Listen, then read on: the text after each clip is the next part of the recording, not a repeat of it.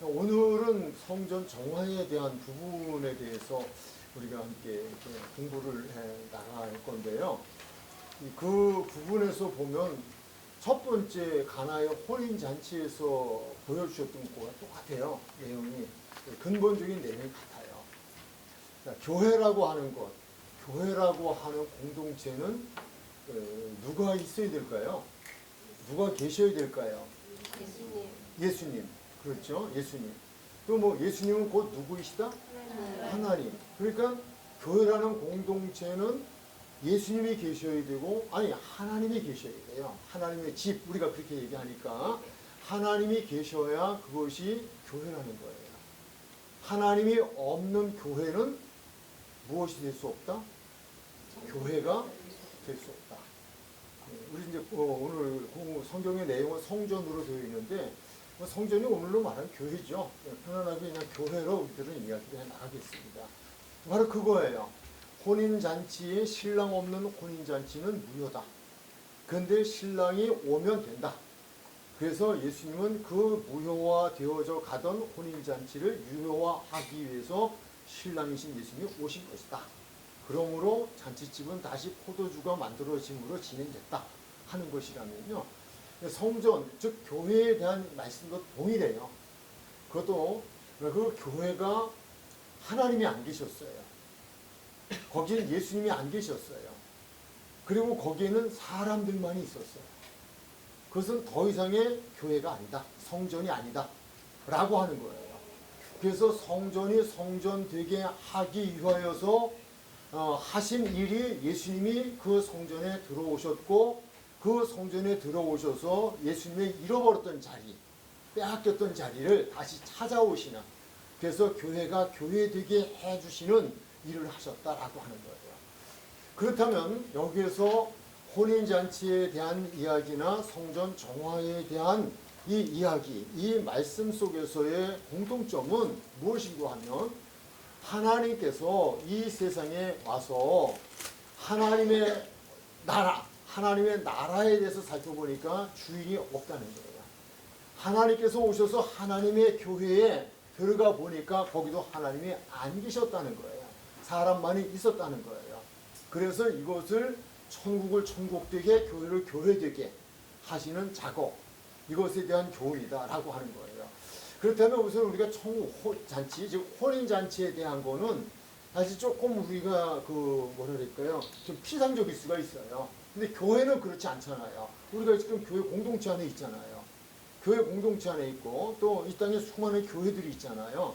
교회들이 있는데 예수님께서 지금 동일하게, 하나님께서 동일하게 어떠한 교회를 찾아가셨다.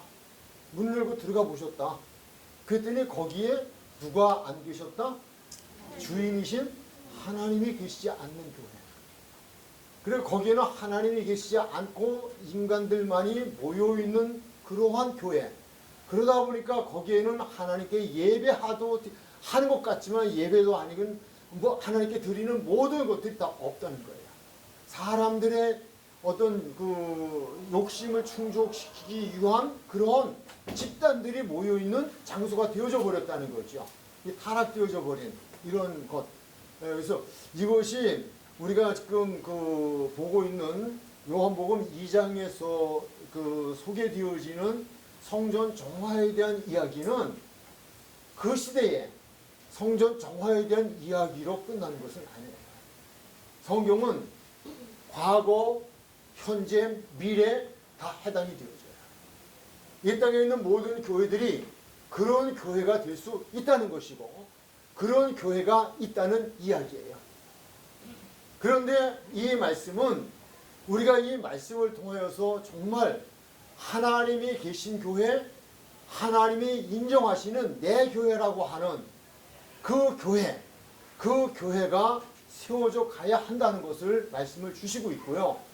이것을 공부하게 되어진 우리들은 이 공부를 통하여서 하나님의 교회를 세워가는 주역들이 되어줘야 된다는 거예요. 여기에 공부의 목적이 있어요. 이렇게 전체적인 개요를 설명을 드리고, 그러면 우리 준비된 말씀으로 들어가서 살펴보고 또 다시 좀 더 문제를 짚고 그 문제의 답을 찾아가는 그런 공부를 해나가도록 하겠습니다. 다 준비는 해오셨죠? 예, 준비는 해오셨을 텐데 첫 번째 성전은 누구의 집인가? 즉 성전의 주인은 누구인가? 라고 하는 거예요. 요한복음 2장 16절에서 아주 중요한 말씀이 있어요. 거기에 대한 해답의 말씀이 있어요. 이 성전은 누구의 집이다? 내 아버지의 집이다. 근데 이제 내 아버지 그러면 예수님과 하나님 다르게 생각하시면 안 됩니다. 하나님이 사람이 되어 오셨는데 우리에게 이해를 돕기와 그렇게 말씀을 좀 해주시는 거예요. 즉 그렇다면 내 아버지의 집이라는 말은 곧 하나님의 집이다라고 하는 거예요. 교회는 하나님의 집이다. 그런데 지금 오늘 이 말씀을 보니까 예수님께서 찾아간 그 교회를 가보니까 그 교회는 아버지의 집인데 아버지의 집이라고 말을 하면서도 아버지의 집이 아니었다는 거예요. 처음엔 아버지의 집이었는지 모를 거예요. 근데 예수님께서 가셨던 그 시점에서 보면 아버지 집이 아니에요. 그 집은 무슨 집이 되셨어요? 장사하는 집이 돼버리고 말았어요. 이것도 이제 우리가 깊이 생각을 해야 될 부분이에요. 사실 이 부분도 우리가 생각해야 될 부분인데 그렇게 지금 말씀을 하고 있고요. 예, 그 다음에 마태복음 21장 13절에서도 말씀을 하고 계셔요. 거기도 무엇이라고 말씀했어요? 내 집은 기도하는 집. 내 집은 기도하는 집. 내 집이라는 것은 누구의 집이에요? 하나님의 집. 하나님의 집. 그러니까 교회는 성전, 교회 이것은 주인이 누구이시다? 하나님이시다 라고 하는 거예요. 자, 그런데 이 두 번째로 가면 성전에 누구는 없고 누구만 있었는가? 누구는 없고 하나님 없고 주인은 없고 누구만 있어요? 사람들, 객들만 있어요. 주인이 없는 집. 그 말은 곧 하나님은 계시지 아니하고 장사하는 사람들만 모여있는 집이 되어져 버렸다라고 하는 거예요. 자, 그러면 여기서 우리가 정말 그런가라고 하는 것에 대해서 구체적으로 이제 설명을 해주시는 부분이 나와요. 그것이 세 번째인데 성전은 무엇을 하는 곳인가 라고 하는 거예요. 여기서 준비되어진 말씀에 앞서서 성경을 한 곳도 제가 소개를 드릴 거고요. 이 시간 함께 찾으실 거예요. 마태복음을 찾아주시면 좋겠어요. 마태복음 4장 23절이에요. 마태복음 4장 23절. 성전은 하나님의 집은 무엇을 해야 하는 곳인가 라고 하는 것을 살펴보는 거예요. 자, 찾으셨으면 함께 읽어보실까요? 시작. 예수께서 온 갈릴리에 불러다니사 그들을 회당에서 가르치시며 천국복음을 전파하시며 백성 중에 모든 병과 모든 약한 것을 고치시니. 네, 고기를 깍지하시고요. 깍지하시고 9장 35절로 가보겠습니다. 깍지하시고요. 9장 35절. 찾으셨으면 읽으실까요? 시작. 예수께서 모든 도시와 마을에 두루 다니사 그들을 회당에서 가르치시며 천국 복음을 전파하시며 모든 병과 모든 약한 것을 고치시니라. 교회의 변천사를 보면 처음에는 홍해를 건넌 이후에 광야교회는 성막교회였어요. 즉 텐트죠. 왜냐하면 그때는 이동을 해야 돼요. 불기둥이 떠오르면 그러면 그들은 짐을 다 싸야 돼요. 그 다음 장소로 옮겨가야 돼요. 그래서 구름기둥, 불기둥이 떴다. 그러면 보따리 싸야요. 보따리 다 싸야 돼요. 법궤까지. 그래서 하나님의 법궤를, 임재를 상징하는 법궤를 레위지파들이 그것을 메고 그리고 하나님이 지시하시는 곳, 즉 이 구름기둥, 불기둥이 가는 데까지 따라가야 돼요. 가서 딱 멈췄으면 거기에서 다시금 성전을, 즉 성막을 지어야 돼요. 그때의 교회는 성막이었어요. 그러다가 그들이 가나안 땅에 들어가서 정착을 하면서 정착민들이 되면서는 성막이 필요하지 않아요. 즉 텐트가 필요하지 않아요. 왜? 이동해야 될 이유가 없으니까. 그러니까 그때에 만들어진 것이 성전이에요. 그런데 성전이라고 하는 것은 예루살렘 성전, 중심으로 한 예루살렘 성전을 중심으로 하는데 각 지방 같은데 이게 그 소수의 사람들이 모여 사거나 또 아니면 그 예루살렘 성전을 중심으로 한 그 외에 모여서 예배를 드리거나 또는 그 주간에 어떤 그 종교적인 행사, 즉 하나님께 예배를 드리거나 어떤 그런 행사를 가져야 할 때는 또 다른 작은 규모의 오늘로 얘기하면 예배당이 되겠죠. 교회. 그런 것을 회당 이렇게 생각하시면 돼요. 그러니까 회당이라는 성막이라는 말이나 회당이라는 말이나 성전이라는 말이나 오늘의 교회라는 말은 다 같다. 그게 이제 변천사 속 시대의 변천사 속에서 만들어졌던 교회 예배당 사람들이 모여서 예배를 드리는 그런 장소 그렇게 보시면 돼요. 그러니까 예수님께서 지금 회당이라고 하는 곳에 가시면 가시는 곳마다 하신 일이 있으셔요. 무엇을 하셨어요? 첫 번째 가르치셨어요. 이어서 무엇을 가르치냐? 천국 복음을 전하셨어요. 그리고 거기에서 병든 자들을 치유해 주셨어요. 우리 여기서 한 가지 놓치지 말아야 될 부분은요. 육체의 질병도 포함이 되어져요. 그거는 전혀 아닌 거는 아니에요. 그러나 우리 예수님이 치유해 주셨다라고 하는 것은요. 영혼의 치유예요. 말씀을 가르쳐 주시고 하나님 나라의 복음을 선포하시면서 가장 먼저 예수님이 관심을 갖는 건 영혼이에요. 그래서 말씀으로 치유를 받는 거예요. 제가 이제 말씀의 사역을 하면서 빼놓지 않고 드리는 기도 중에 하나가 무엇인가 하면 그 에스겔서예요. 에스겔서에서 보면 하나님께서 그 선지자에게 말씀을 주시죠. 마른 뼈들을 보여주시면서 그 마른 뼈들이 살아나겠냐? 예, 먼저 말씀을 주셔요. 질문을. 예, 그때 하나님은 하십니다. 그래서 말씀으로 살리시거든요. 근데 그때 선지자에게 말씀을 주셔요. 내가 말할 테니까 내 말을 그대로 전해 라고 하는 거예요. 그래서 토시 하나 틀리지 않게 하나님께서 그 사람에게 들려준 말씀을 그대로 전해요. 전하는데 마른 뼈들이 그 소리를 듣고 그리고 생명을 가져요. 마른 뼈가 그것이 사람이 되어져요. 그리고 그것이 군대를 이루어요. 완전히 사람으로 변화되는 거예요. 이 마른 뼈가 어떻게 그렇게 되냐?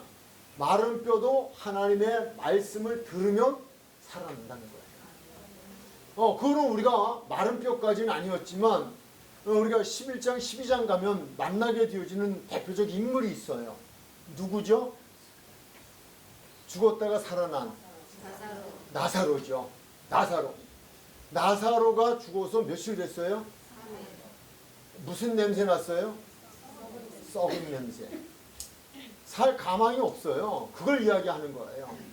근데 예수님께서 돌무덤을 이렇게 비켜놔라. 순종하는 그들에게 가서 무덤을 향하여서 소리를 치셔요. 무엇이라고 소리치셨다? 말씀하셨어요. 무엇이라고 말씀하셨어요?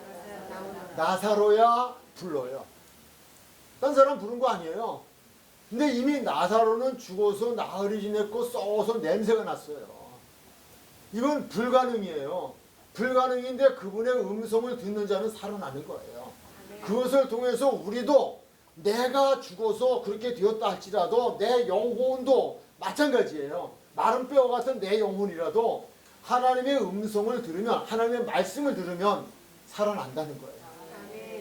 그 기도를 드리고 있는 거예요. 저도. 그래서 이 성경 공부를 통하여 또는 제가 어떤 기회에 말씀을 전하는 때가 되어지면 하나님 저를 그 도구로 사용하시고 저는 오직 하나님의 말씀을 그대로 토시 하나 빠지지 않게 그대로 전하게 해주세요. 그리고 그 소리를 들을 수 있게 해주세요. 듣는 자는 살아날 줄 좀 믿습니다. 무엇이? 영혼이 살아나요. 영적인 사람이 되어진다고요. 물론 육신의 병도 치유되어져요. 그러나 예수님이 원하시는 가장 예수님의 관심사는 육체가 아니라니까요. 영혼이에요. 그게 우선이다. 그 말씀을 좀 우선 드립니다.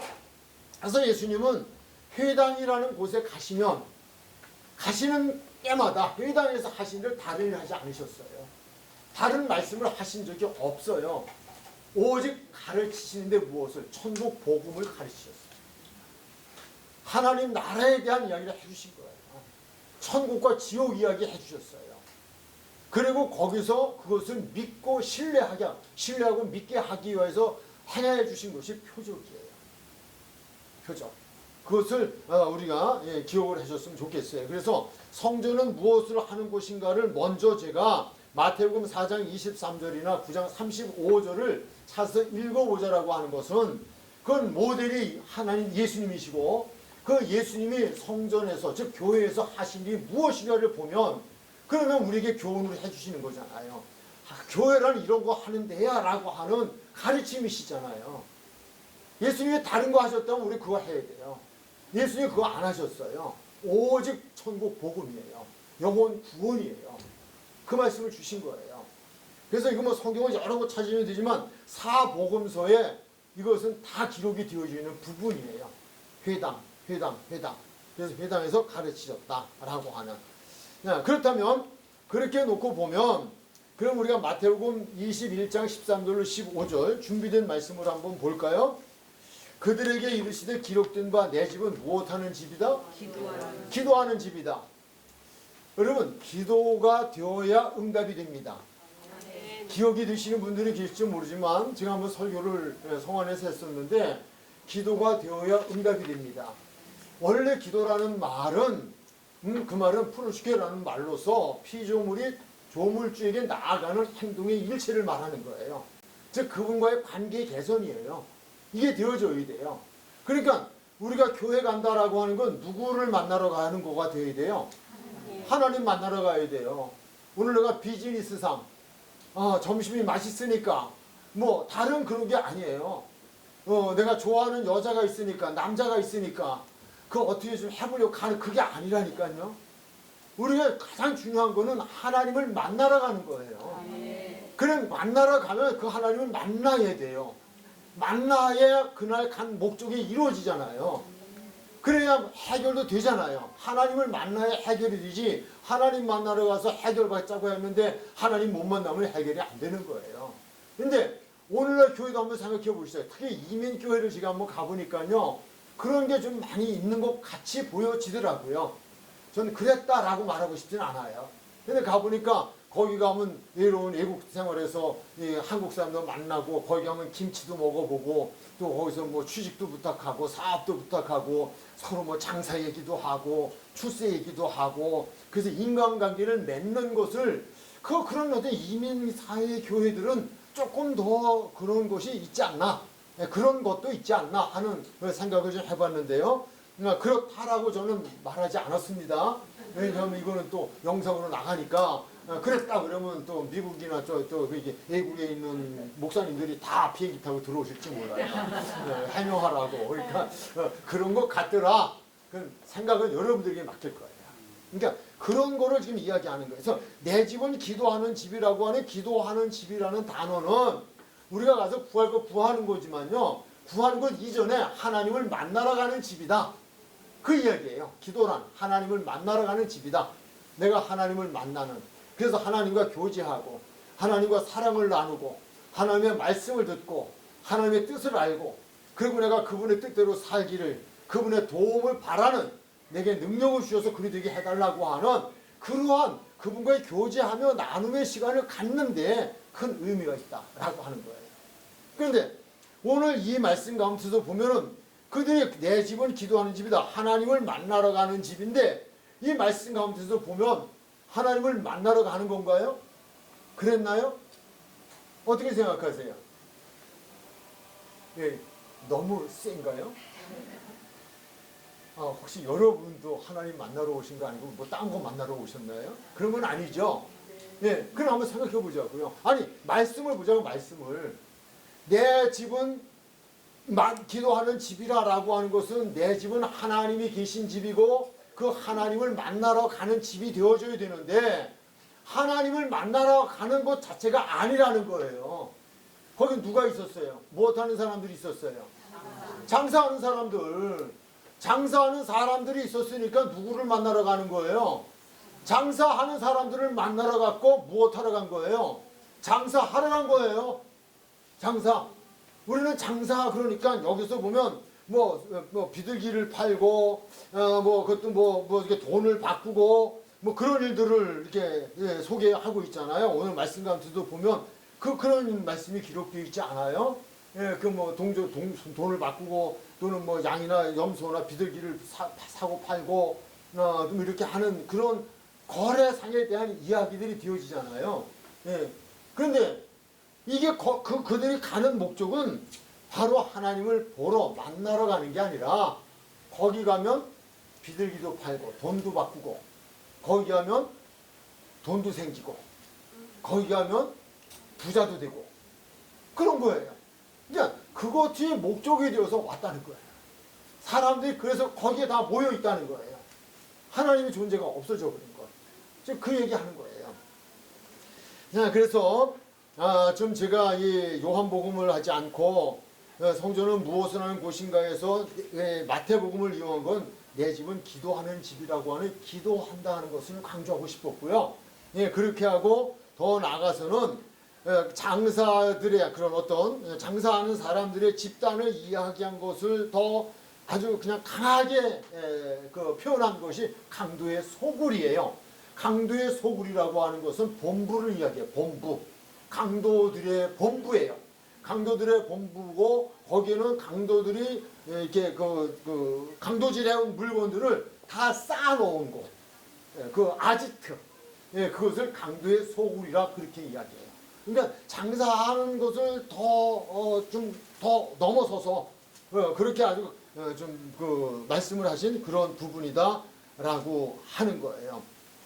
자, 이제 우리가 여기서 좀 생각해야 될 부분을 좀 가지고 있어요. 근데 저는 이제 이 부분에서 좀 더 우리가 생각하고 싶은 것은 고린도전서 6장에 보면 우리 몸은요. 그냥 이건 좀 얘기만 들으시고 제가 나중에 필요하시면 6장 19절을 한번 보시면 돼요. 고린도전서 6장 19절에 보면요.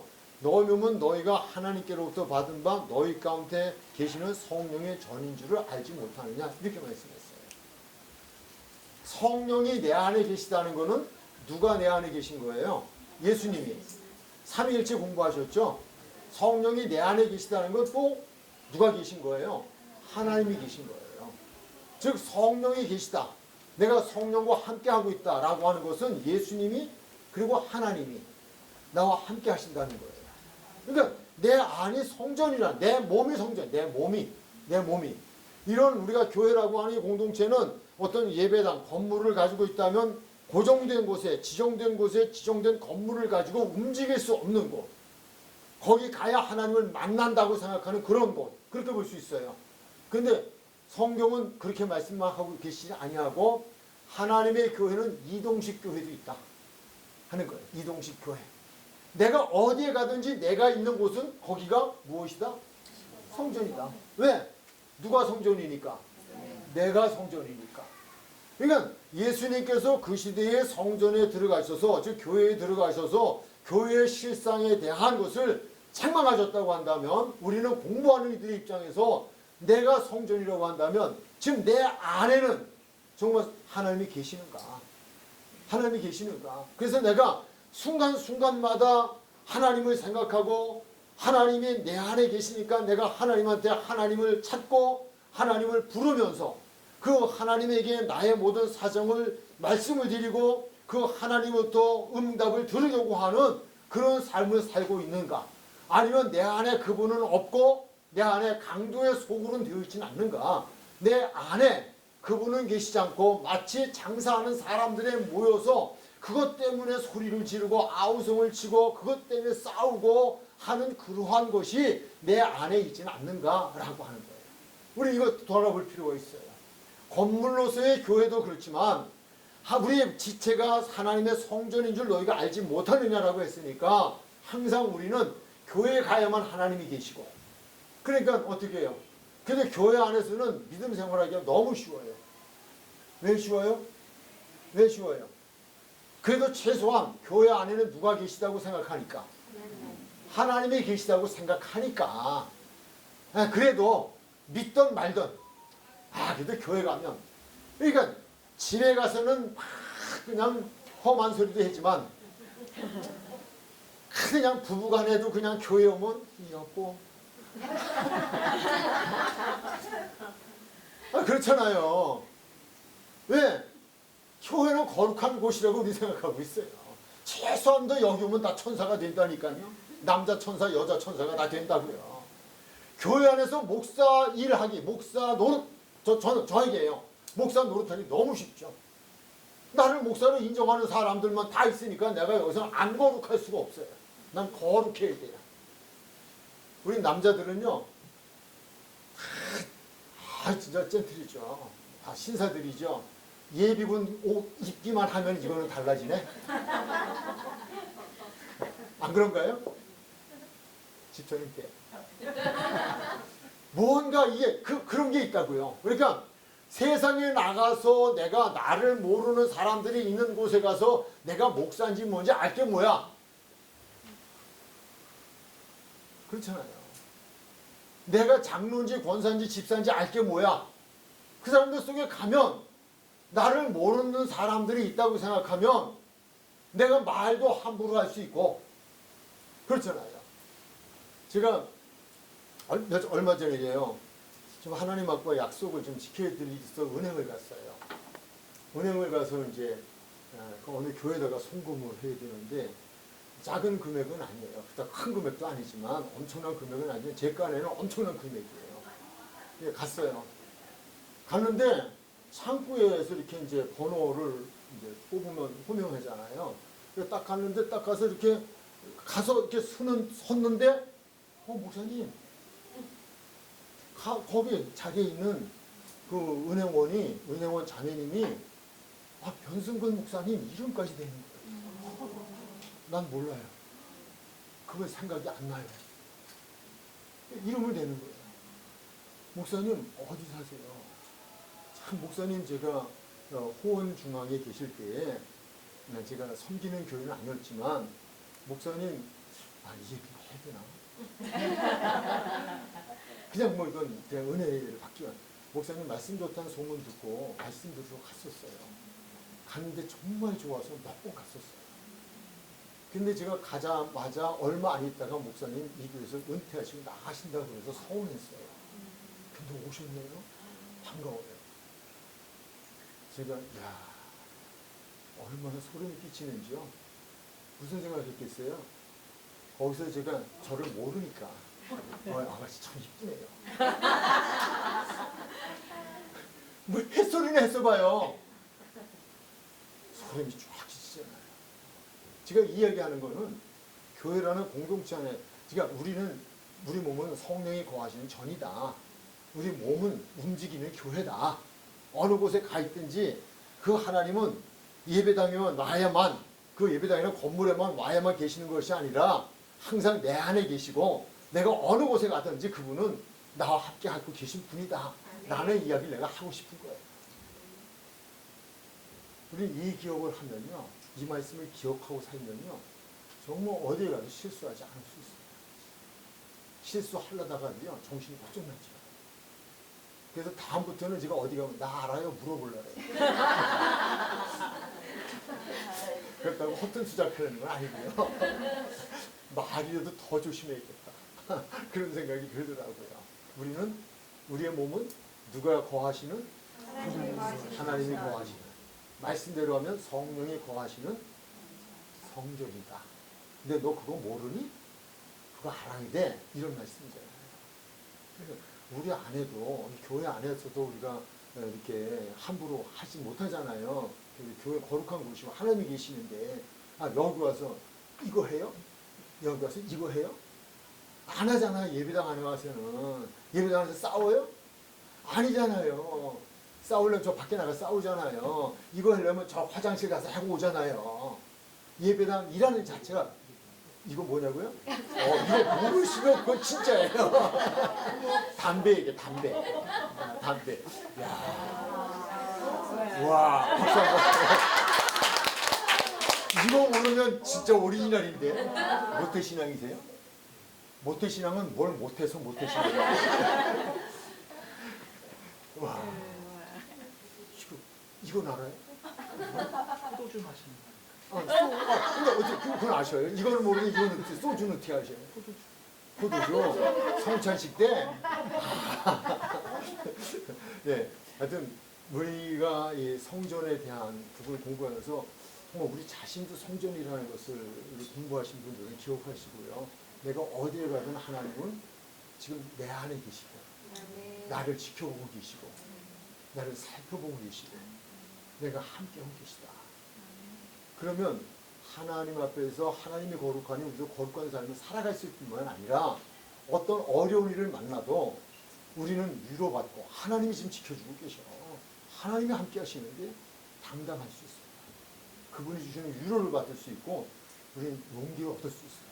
이게 믿음이에요. 자, 이제 다시 들어가죠. 그럼 네 번째로 갈까요? 그런데 주인 없는 성전에서 객들은 무엇을 했느냐라고 하는 거예요. 무엇을 했어요? 2장 14절 16절.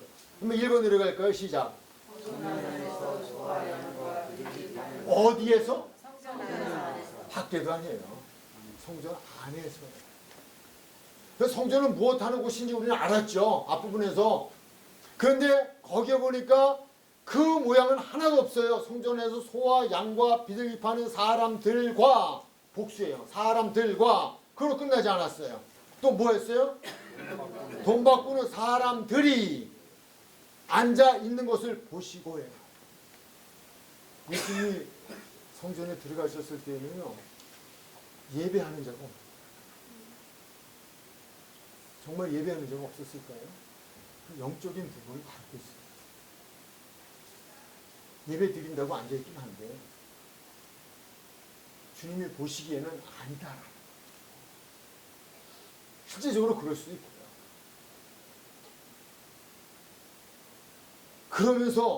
그러면서 우리 예수님께서 노끈으로 채찍을 만들어 양이나 소를 다 성전에서 무엇하셨다? 내쫓으셨다. 그러면 이런 것이 오늘 이 땅에 있는 교회들 혹시나 교회들 속에 있다면 어떻게 될까요? 내쫓아야죠. 그런데 여러분이 내쫓을 수는 없어요. 주님이 내쫓으야겠죠. 근데 우리도 그건 기억해야 됩니다. 돈 바꾸는 사람들의 돈을 쏟으시고 상을 엎으시고 비둘기 파는 사람들에게 있을 때 이것을 여기서 가져가라. 내 아버지의 집으로 무엇하는 집을 만들지 말라. 장사하는 집으로 만들지 말라. 예수님께서 그 성전에 들어가셨을 때에 거기서 찬송 소리를 들으셨을까요? 못 들었죠. 짐승들의 찬양 소리를 들었을지 몰라요. 사람이 찬양은 안 했어도 짐승이 찬양. 왜냐면 돌들을 들어서 찬양하게 하시고 돌들을 들어서 찬양하는 소리를 들으시기도 하시는 분이니까. 제가 다음에 이제 우리가 성령의 거듭남에 대한 말씀을 드리는 시간이 되는데요. 우리는 성령을 받는 것과 성령 충만은 조금 차이가 있어요. 우리는 성령을 받은 사람들일 수 있어요. 근데 성령을 받은 사람들일 수 있는데 성령을 소멸하지 말라고 했기 때문에 성령을 소멸하는 경우가 있어요. 소멸되어져 가는 경우가 있어요. 근데 그것까지는 안 된다. 충만하라. 충만.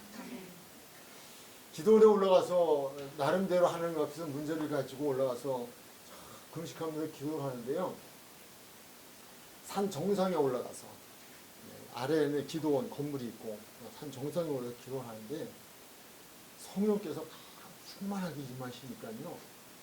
갑자기 바람이 확 부는데 가을 시작이에요. 부는데 이 갈립들이 소리가 우수수 나잖아요. 바람이 확 불면.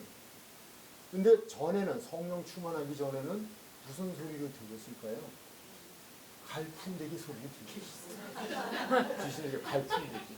그냥 자연의 소리. 근데 그 바람이 떠면 확 부르니까요. 소나무들이요. 확 흔들리는 거 있죠. 근데 전에는 그걸 어떻게 제가 생각했을까요? 바람이 부니까 나무가 흔들리는구나. 얼마나 괴로울까. 그렇게 생각하는 거예요. 새들이 막 지저귀는데 성령 충만하기 전에는 그 새들을 보고 제가 뭐라고 이야기했을까요? 울지 마. 새가 우네? 그런데요. 산천, 저는 돌들을 들어서 찬양하게 한다는 말씀을 그때 확신했어요. 그 찬양 소리 들리는 거 있죠. 가을에 가을나무. 그리고요, 손 들고 찬양을 하는데요. 소나무들이 손 들고 찬양하는데 그게 그렇게 그냥 너무 아름다워. 거기다 새들이 지저귀는데요. 새들이 그냥 합중으로 그냥 합창을 부르는 거예요. 온 천하 만물이요. 다 하나님을 찬양하더라. 왜 이 얘기 듣죠? 우리가 예수님께서 성전에 들어가 보니까요. 예배 소리가 안 들려요. 찬양 소리가 없어요. 기도 소리가 없어요. 말씀 소리가 없어요. 전부 장사하는 소리, 돈 바꾸는 소리, 파는 소리, 거슬러 주는 소리, 착취하는 소리, 속이는 소리.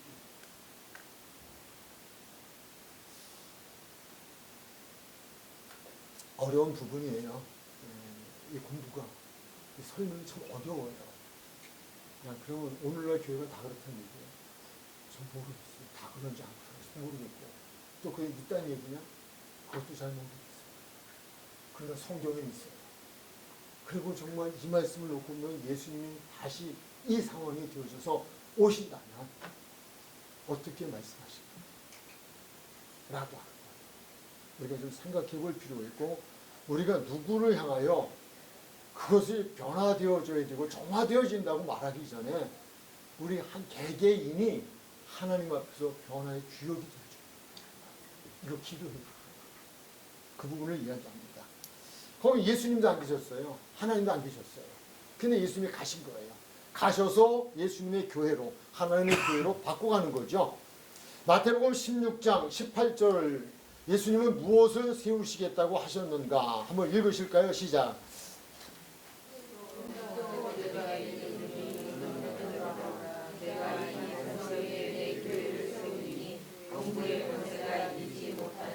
무엇을 세우신다고요? 교회가 없었을까요? 있었어요. 근데 예수님께서 내 교회를 세우신다라고 하는 말씀을 왜 하셨을까요? 왜 하셨다고 생각하세요? 네? 하나님 안 계시니까. 네, 맞아요. 또 다시 오늘 말씀을 가지고 그 단어를 가지고 한번 생각해 볼까요? 내 교회를 세우리라.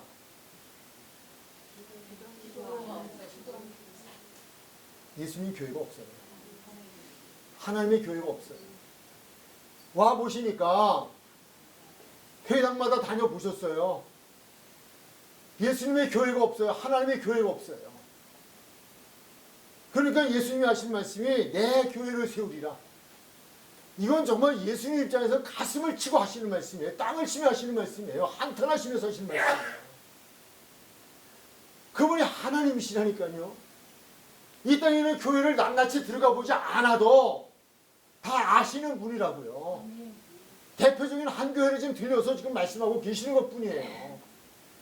성전 정화를 한 이후에 제자들과 생활해 가시는 속에서 마음에 소원이 있으셨을 거예요. 무슨 소원이 있으셨을까요? 이 땅에 무엇을 세웠으면 좋겠다? 내 교회를 세웠으면 좋겠다. 이 땅에 무슨 교회가 있었으면 좋겠다? 내 교회가 있었으면 좋겠다. 개인의 소유를 말하는 게 아니에요. 우리가 성전 정화의 이 말씀과 비교해 본다면 그렇다면 마태복음 16장에서 지금 말씀하고 있는 내 교회를 세우겠다고 하는 말씀은 예수님이 수없이 돌아보고 그렇게 성전 정화도 했고 그렇게 되길 바라셨지만 거기엔 내 교회가 없다는 얘기예요. 하나님의 교회가 없었다는 이야기예요. 그러니까 하나님의 교회 하나 세우고 싶으시다는 거예요. 이 교회가 세워졌으면 좋겠고 또 이 땅에는 모든 교회들이 내 교회 즉 하나님이 계시는 하나님의 일을 하는 하나님의 교회가 있었으면 좋겠다는 얘기예요. 심각한 얘기예요. 예수님께서 이 말씀을 하시는 그 예수님의 심정을 조금 이렇게 이해하면요. 정말 막 아파요. 그렇다면 저분이 그렇게도 바라시는 그분의 교회를 하나 세워줄 수 있을까? 어떻게 해야 그분의 교회를 세워갈 수 있을까? 하는 거예요. 그렇다면 이미 앞에서 우리들은 그렇다면 하나님의 교회는 무엇을 하는 곳이냐라고 하는 것에 대해서 이미 살펴보았어요. 그러면 다시 한번 마태복음 16장을 통하여서 이것을 우리 살펴볼 필요가 있어요. 자, 거기에서 적은 제목 첫 번째가 내 교회를 세우시겠다는 말씀은 무엇을 의미하는가? 이해가 되셨죠? 예, 무엇이 없었다? 예수님의 교회가 없었다. 하나님의 교회가 없었다. 그러므로 하나님의 교회를 세우고 싶으셨다. 세워야겠다. 그렇다면 그분이 그냥 아무런 의미 없이 이 말씀을 하신 것은 아니에요. 이 말씀을 하시게 된 배경이 있어요. 그 배경이 무엇이에요? 우리가 처음에 성경 공부할 때 시작했던 거예요. 너희는 나를 누구라고 하느냐? 너희는 나를 누구라고 하느냐? 예수님께서 공생의 시작, 즉 제자들을 부르시고 생활하신 시간이 3년이 가까이 흘러간 시점이에요. 제자들에게만이 문제가 아니라 이 땅에 와서 성전 정화를 하시고 성전다운 성전, 하나님의 성전에 세워지시기 위하셔서 그동안 수없는 시간 동안을 그분은 노력하셨어요. 그렇게 애쓰셨어요. 그런데 어디에서도 그 고백을 들어보지 못하신 거예요. 그런데 베드로를 통하여서 다행스럽게 주는 그리스도시요 살아계신 하나님의 아들이십니다 라는 고백을 듣게 되잖아요. 이 고백을 듣게 되어지자 예수님께서는 바로 이겁니다. 교회의 사명은 다른 것이 아니야. 교회의 사명은 주는 그리스도시요 살아계신 하나님의 아들이심을 믿게 하는 데에 목적이 있는 거야. 우리 공부했잖아요, 그동안. 예수님께서 예수님으로 구원자로 이 땅에 오신 그것이 목적이 뭐예요? 우리의 영혼을 구원하는 거예요. 즉 우리로 하여금 주는 그리스도시요 살아계신 하나님의 아들입니다라고 고백하게 하시기 위하신 거예요. 그것을 통하여서 우리로 하여금 영생을 얻게 하려는 데 목적이 있는 거예요. 이것이 표적의 목적이라고 요한복음 20장 30절 31절에서 말씀을 주셨잖아요. 그 부분이에요. 그런데 예수님께서 그래 맞아. 이 땅의 교회가 해야 할 일은 하나님 나라의 말씀을 통하여서 믿음은 들음에서 들음은 그리스도의 말씀으로 말미암는 것이니까 그 성전에서 장사하는 얘기 그만하고 강도 짓하는 얘기 그만하고 이제 거기서 천국 복음이 전파돼야 돼. 그래서 그 말씀을 들은 사람들이 아 맞아 가슴을 치면서 주는 그리스도시요 살아계신 하나님의 아들입니다 고백하는 무리들이 생겨져야 돼. 바로 이런 고백하는 이들이 많아지는 교회를 나는 세우고 싶어. 그 말씀이에요.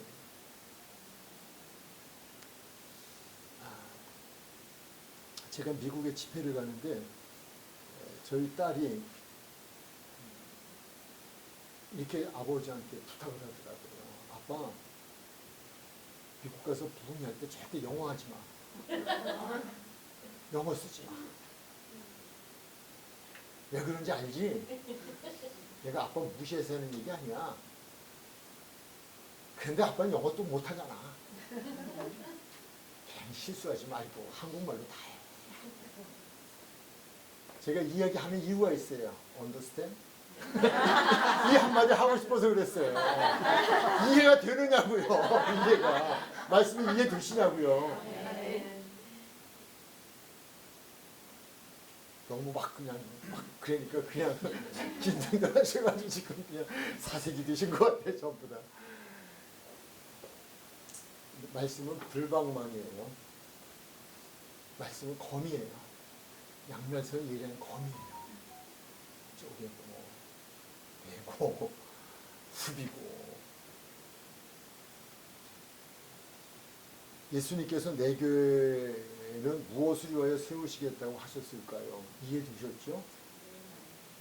이런 교회가 없었다는 거예요. 그래서 예수님은 회당에 가시면 가실 때마다 회당마다 만나는 사람에게마다 무엇 하셨어요? 가르치셨어요. 가르치셨어요. 그리고 천국 복음을 선포하셨어요. 이렇게 우리처럼 성경 공부하고 나가서 선포하시고 그리고 각색 병든 자를 치유해 주시고 위로해 주시고 회복시켜 주시고 이게 교회가 해야 될 일이다라고 하는 걸 다시 강조하고 이 교회를 세우고 싶으시다. 이런 교회가 있었으면 좋겠다. 바로 그 말씀이에요. 이제 마무리 부분에서 이렇게 좀 두 가지 말씀을 좀 드리겠는데요. 그 존 스토트라고 하는 교회론의 대가예요.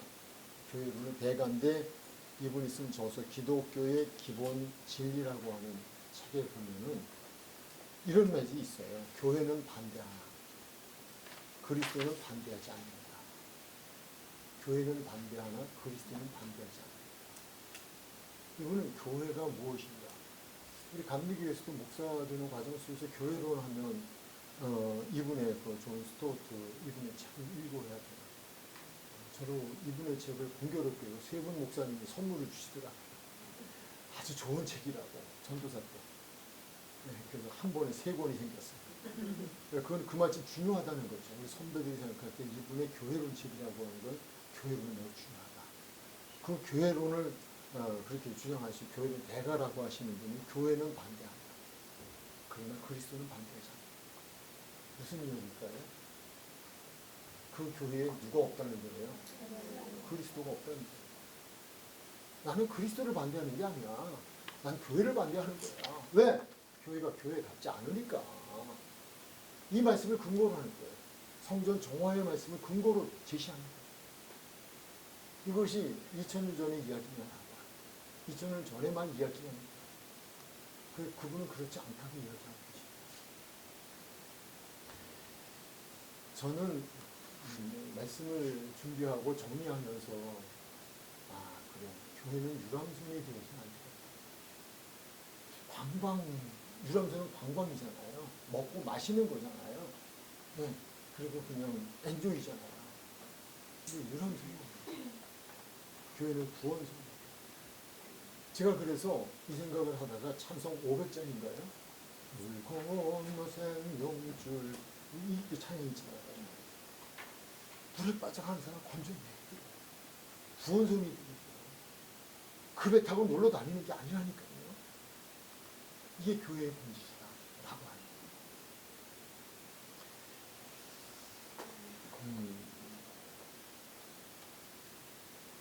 여기까지 해서 여러분의 간증을 좀 듣고 싶지만 시간이 2분밖에 안 남았습니다. 그러나 혹시라도 질문이 있다면 질문을 받을 거예요. 항상 그리했듯이 질문은 없을 것이라고 알면서 말씀드려봤어요. 그럼에도 혹시 질문이 있다면 또 공개적으로 질문하면 내 수준이 들통나는 거 아니야? 이런 생각을 하시는 분이 계시다면 니고데모처럼 밤에 찾아오셔도 괜찮아요. 아니 밤에 강원도까지 올 수는 없지만 성경대로 말씀을 드린 거예요. 언제라도 연락 주셔서 하면 그냥 이런 부분에서는 성경적인 부분에서는 말씀을 드릴 거예요. 7과 유인물을 도와주시기 바랍니다.